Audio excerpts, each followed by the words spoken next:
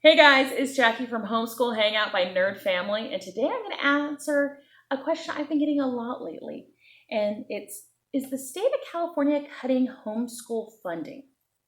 If you like these kind of question answer videos about homeschooling, especially in California, do me a favor, like this video, subscribe, ring the little notification bell, find me on Facebook, find me on Twitter, find me in all the places, and let's get into it. So all of a sudden, I started getting these questions about, is the state of California cracking down on homeschoolers? Is the state of California cutting funding to homeschoolers? I'm like, wait, there's funding for homeschoolers? At that point, money, me, you got my attention. I like money, I admit it. And I even had my chiropractor mention it to me that someone had said to her how they're cracking down on homeschoolers and trying to squeeze them out by cutting funding. So I started doing a little bit of research because you try to squeeze out homeschoolers, especially in California, you and I may have some issues. So through my Google-rific world and reading some state, I'm not sure if these are called measures or bills. I think it's a rider. You don't want to read state legislative riders. It's not compelling reading. I'm just going to warn you, but you can. I did a lot of reading on what everyone was talking about, and that is AB 77. Now, for the record, AB 77 has nothing to really do with homeschoolers. That's the other part. The first thing I Googled was, I heard Gavin Newsom's cutting funding to homeschoolers. I Googled Gavin Newsom homeschoolers 2020. Nothing. Crickets. Just crickets. Okay, come on. He doesn't like us that much. He's had to say something this year. No, found nothing really. So when I found AB 77, I kind of looked into it. And AB 77 is a rider that goes along with basically the public school funding and budget bill. And the big thing that everyone's really talking about, is the fact that they are guaranteeing funding to schools based on the 2019-2020 student rates. And when I say that, I don't mean the rate per student, I mean the amount of students. As we're heading into, and right now I'm filming this August 11th, we are in COVID still, and schools in California are opening up virtually, at least in my county. I know there's some that aren't, but in Fresno, we're on the watch list.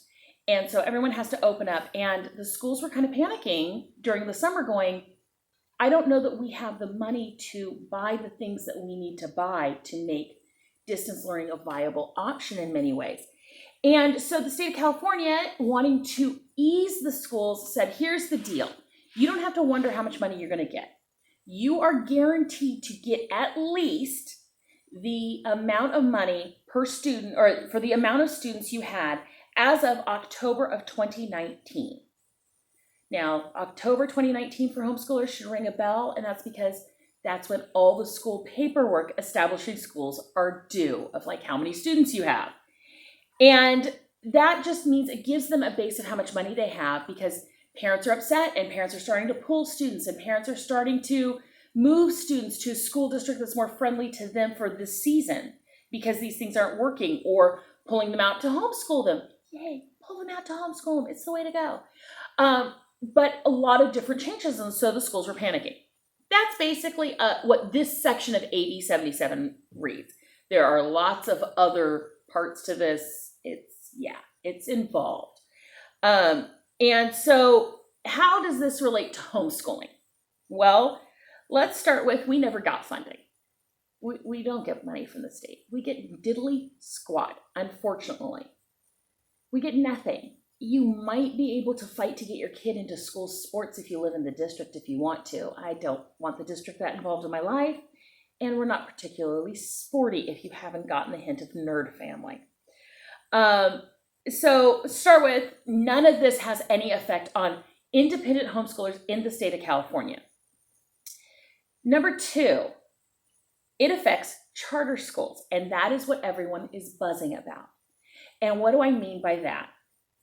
Well, a lot of parents are like, well, if my kid's going to have to learn online anyways, I didn't really care for what the spring looked like with their normal public school teacher. Not the teacher's fault.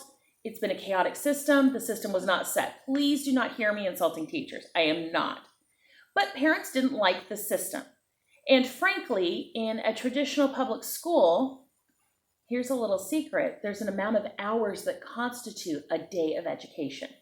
So a lot of parents I heard complain about busy work and things like that. Well, the schools are trying to fill 4 to 6 hours of their day with work, so it would be considered a legal full day of school. So as a response to that, they go, well, we'll do the next best thing. We'll pull them out and we'll put them in charter schools that are set up to be schools at home.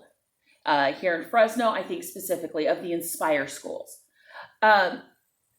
Those are the schools that are being hit by this. And when I say that, I mean those schools, as they grow, they hire more teachers. Makes sense, right? As they grow, they hire more teachers, get more resources, get more everything else. Well, because of the funding issues and the fact that our state books system, our tracking systems are so down, they're not getting to increase their budgets. So therefore, they aren't taking a lot of new students. That's basically it. That is how it's affecting charter schools. Now, it was meant to protect brick and mortar schools. It was meant to protect the standard public school system. Even if it hurts charter schools, they don't care. Now, I personally am not the biggest fan of charter schools, and that's another video and another conversation. But I don't have the problems with it that the teachers' unions have. And for everybody who's freaking out about this limit for charter schools, it's just because you hear money. Last year's, I think it was like literally AB 77 or AB 88, their rider, the teachers put in that local school districts can decide to not allow any new charters if it impacts the local schools. And that is much more inflammatory and that is much more effective because they won't even allow the schools to be formed. So, but this year's issue is a lot of people just assume they go to charter schools at home and they confuse that with legal homeschooling. That is public school at home. You can call it homeschooling, but it's not necessarily independent legal homeschooling in California. It was really, though, just done to protect the brick and mortar so they knew how much money they had. It affects the charters. It doesn't affect independent homeschoolers. Now, the sad part is it means, because I was asked, they're not allowing new homeschoolers. No, that charter schools had turned away people and people confused the two. You are allowed to create a new homeschool. You're allowed to homeschool your child. You're going to get the same amount of money you ever got, which was nothing. But you are completely free to do it. And if you are one of the people who have been affected by AB 77, meaning the charter schools won't take your student, have full confidence if you want to homeschool. You can still do this. You can check out some of my other videos, including, and not limited to, how to independently homeschool in the state of California. You don't need a charter school. It just means you'll have to decide to buy your own curriculum. But you can do this, I promise. Are you affected by AB 77? Did you hear the rumblings and have a mild panic even if you aren't affected by it?